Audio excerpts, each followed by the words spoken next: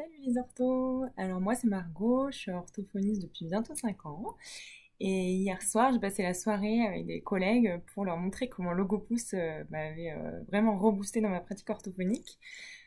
Du coup, je me suis dit que je pouvais vous faire pareil. Un petit témoignage de comment j'utilise Logopousse depuis 3 ou 4 mois maintenant et comment ça m'a vraiment reboosté.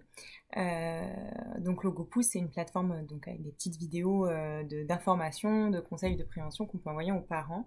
Et c'est vrai que moi, ça faisait longtemps que je voulais faire de l'accompagnement parental, mais que je n'y arrivais pas avec les parents de mes patients. Et, euh, et je pense que je manquais de ressources, de savoir quoi dire. J'avais toujours une bonne excuse de les parents savent pas où se garer, les parents sont pas dispo, les parents ne comprennent pas ce que je leur dis en français et tout ça. Et là, ça m'a vraiment permis d'impliquer les parents, de prévoir des rendez-vous de partenariat parental avec les parents pour leur donner des conseils. Donc toutes ces petites vidéos, c'est une mine d'or de plein de conseils, de matériel aussi pour impliquer les parents. Par exemple, sur des petites vidéos, il peut y avoir des fichiers rattachés avec par exemple, si on veut travailler des jeux on veut travailler la lecture avec des petits jeux, bah, Logopousse dans une des vidéos va donner plein d'idées de petits jeux qu'ils peuvent faire à la maison. Et en fichier joint, il y a un petit jeu qu'ils peuvent imprimer, donc ceux qui n'ont pas d'imprimante, je leur imprime, et ça permet vraiment d'avoir du matériel concret et spécifique.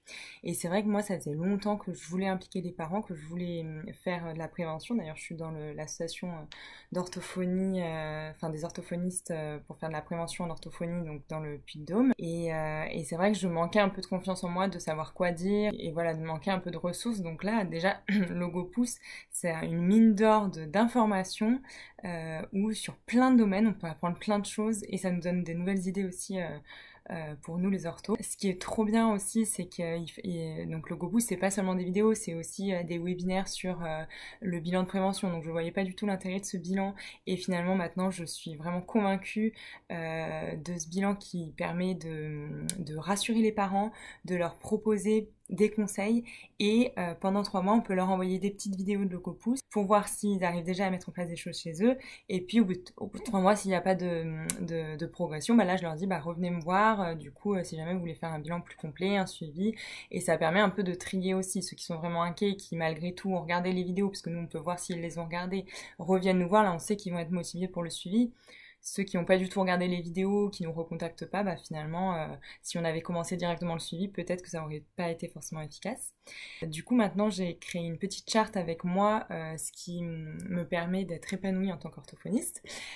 Notamment, du coup, je marque que pour moi, l'accompagnement parental, c'est vraiment hyper important pour l'efficacité du suivi, que c'est les parents qui connaissent le mieux leurs enfants et qu'on a besoin d'eux, que c'est eux les experts de leurs enfants.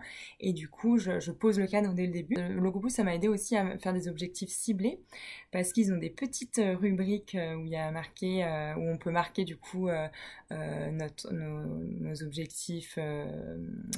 Donc il y a une petite rubrique du coup dans la fiche membre de chaque patient de Logopousse, où on peut marquer leurs points forts, leurs difficultés, quels sont les partenaires qu'il y a autour d'eux, notre petite conclusion orthophonique, quels sont leurs objectifs aussi. Et à partir de ça, ils ont entraîné une intelligence artificielle qui nous permet d'avoir des objectifs SMART, donc spécifiques, mesurables, atteignables, etc.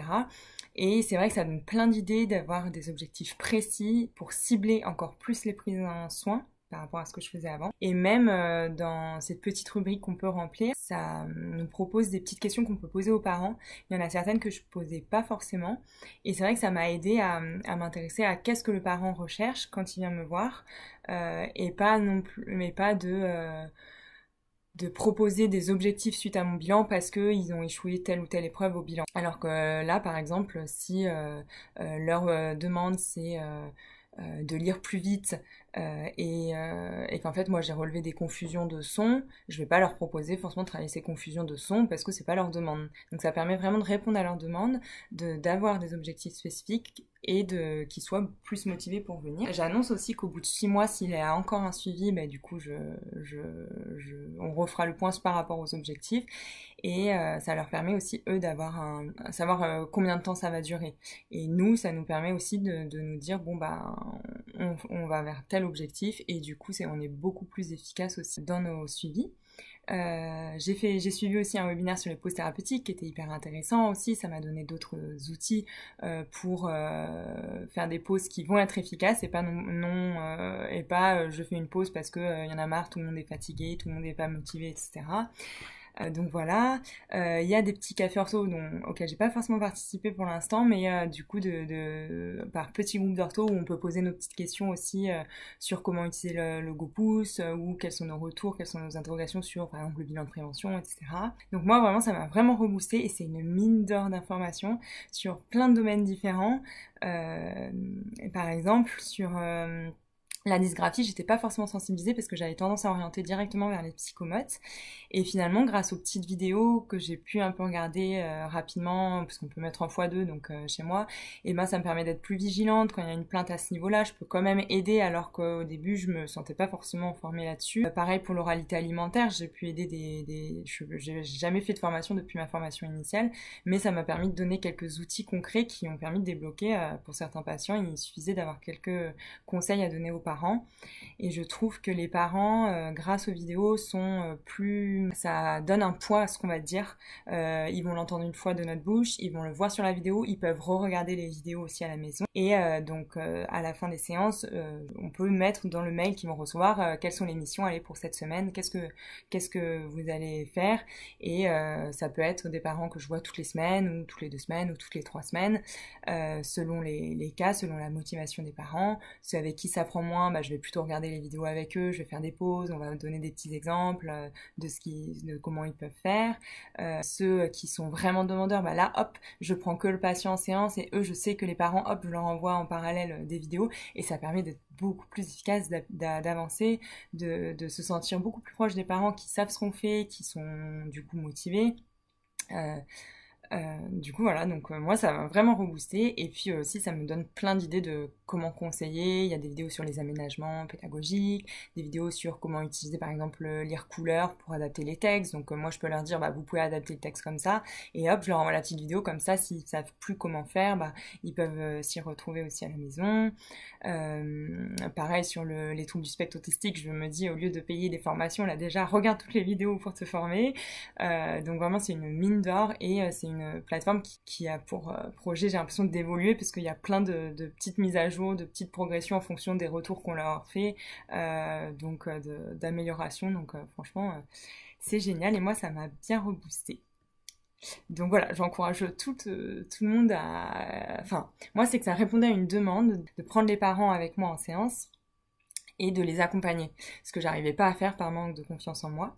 J'ai eu une stagiaire de 5e année là, pendant plusieurs semaines qui a été aussi convaincue et ça l'a rassurée aussi pour pourquoi pas se lancer dans le partenariat parental dès qu'elle va commencer à travailler.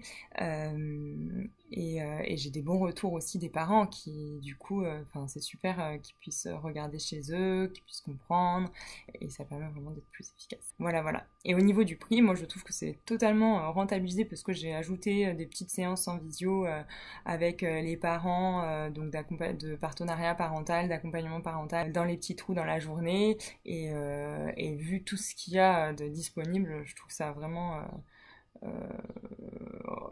très enrichissant et par rapport au prix je pense que c'est vraiment rentabilisé quand on l'utilise et que ça répond à un besoin de pouvoir accompagner les parents et de se former aussi.